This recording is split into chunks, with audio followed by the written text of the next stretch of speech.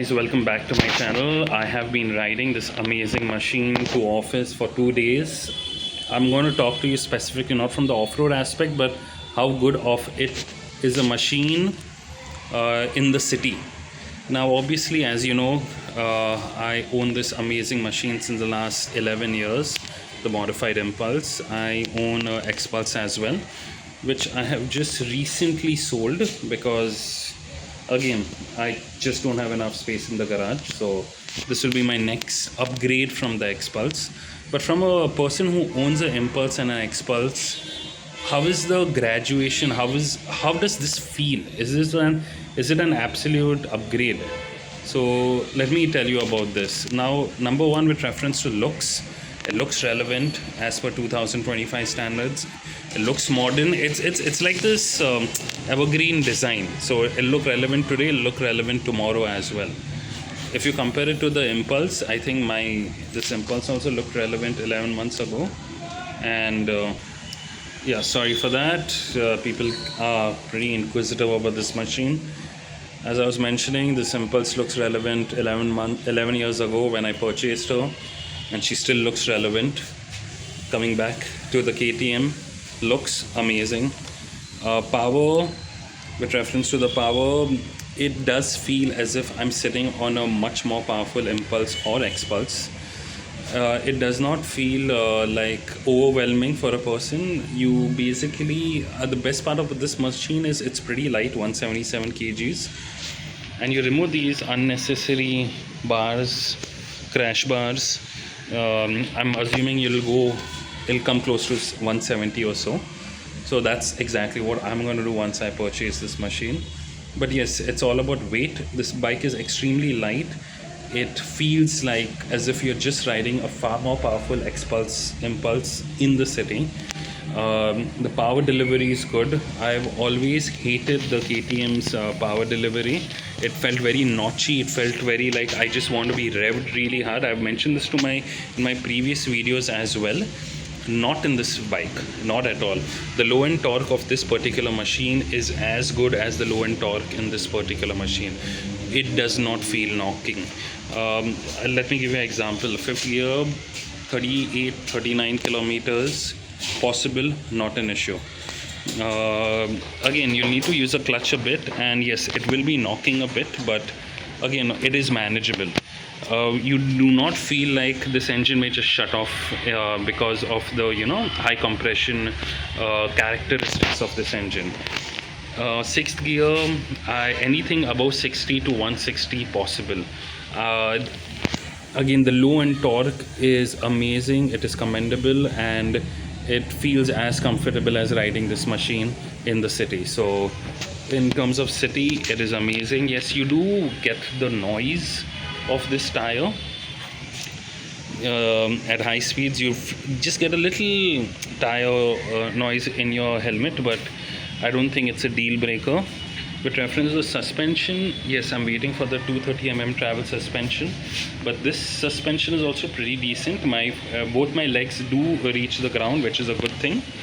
But obviously, once the 230mm suspension comes, that's when people like me who own the Xpulse Rally Edition, actually it makes sense for us to upgrade.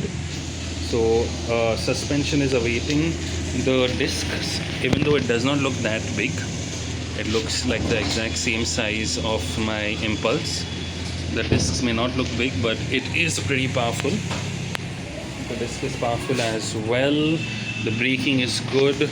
The engine sounds good. Yes, it does sound like a typical KTM in the ideal position.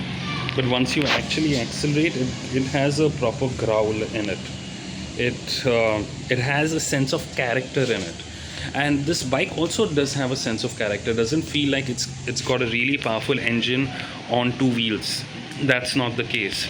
Like, I love my Impulse because it has a character. I have customized it to the very end, and I can see the same with reference to the KTM. The KTM also has a sense of character in this, which is very unlike KTM, if you ask me. The seat is comfortable. It is nice and flat, exactly how an Enduro needs to be. As you see, I have also created a flat seat. So I'm just saying this bike is something that I wish my Impulse could be with reference to power. Obviously I have modified this Impulse extensively, including with the oil cooled Hero Honda engine, but this is something that I don't feel I may touch the engine ever with reference to power upgrades. Maybe a better exhaust eventually, but with reference to power upgrades, with reference to the way it is designed, this is exactly what we wish our Impulse or Xpulse could be. It is a very natural and organic upgrade from something like this to this. Now let's hear how she sounds.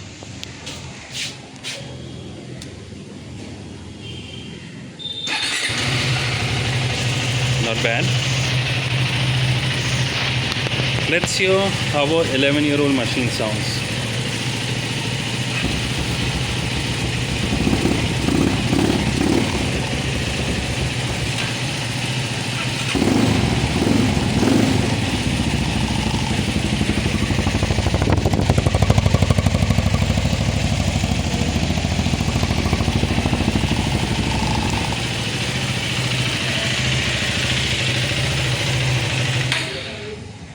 One thing I wish KTM could help us better with is with the headlight. This headlight is absolutely average, but I think everything else is amazing. The change I would do is I would have a handlebar riser. I would have a taller handlebar. You see over here, I have a 3-inch riser over here and a taller handlebar. This is just my preference. I'm not saying there's anything wrong in this riding stance. It's nice and aggressive, but I would like a proper 90-degree riding position. Also, one other thing I would prefer if I don't know, this is a personal opinion, I would prefer if this was more over here, more neutral 90-degree seating position. As you see how the Impulse and Xpulse foot pegs are right in the center. This one is slightly backwards, but everything else I cannot exaggerate enough how much of a natural and organic upgrade this particular machine would be from this machine. Will I sell this machine? I don't think so.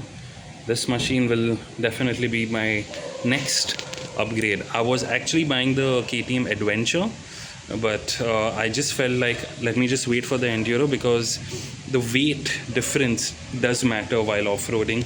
It feels light, it feels nimble, it feels comfortable, and feels like the next best upgrade from an Impulse and an Xpulse. So I hope you liked my video. Look forward for seeing you in my next one. Thank you.